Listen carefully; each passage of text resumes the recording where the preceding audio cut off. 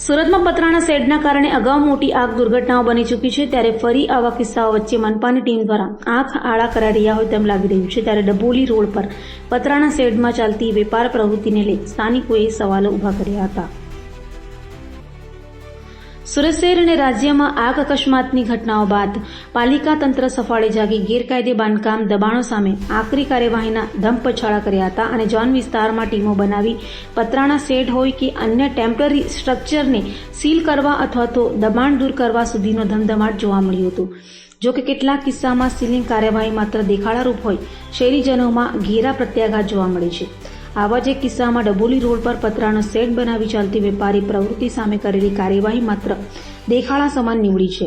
પતરાનો shade બનાવી બાંધકામ અને દબાણો મુદ્દે નજીકમાં આવેલી વ્રજભૂમિ સોસાયટીના રહીશોએ ગંભીર આક્ષેપ કર્યા હોય પાલિકાની દેખાડારૂપ કામગીરીની પોલ ખુલી ગઈ છે।